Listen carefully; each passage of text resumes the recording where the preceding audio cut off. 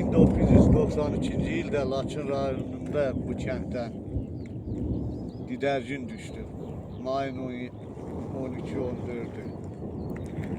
Allah rəhmət eləsin, rəhmətli Kərəm kişi bu yolları təmizləyirdi ki, cəmaət rahat köçüb getsin. Bu günləri mən də gülə-gülə, sevinclə 32 ildən sonra bu vətənə qayıtdım. Allah şəhidlərimizə rəhmət eləsin. Allah qazilərə can sağlığı versin ki, bu vətəni, bu torpağı bizə bəxş elədi.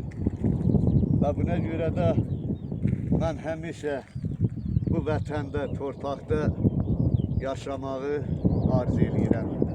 El obamızın bu torpaqlarda sazın sədası, qara zurnanın avazı gəlib, yenə o keçmiş günlərin toy məclisləri olsun. Və sözümün yekununda bir şeirlərdə tamamlayıram. Bir kuş olan uçam gedəm ay eller, dağların başına dolanam gələm, həsrət gözlü qulaqlarla öpüşəm, səhərin şehinə bələnəm gələm. Bir çəkilməz dəxti Laçından şüşə, ya Rəb Laçınlı dağlarmış qaçır. Bir qızdan dəli dağ yolanda saçın həkər çay kəşkulana gələm.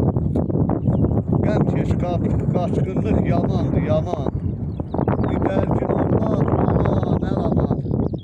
Xaraman əhləmdən ayrılan zaman hicranın oduna qalanam, gələm. Arz edirəm ki, bu vətəndə daimi əbədi yaşasınlar.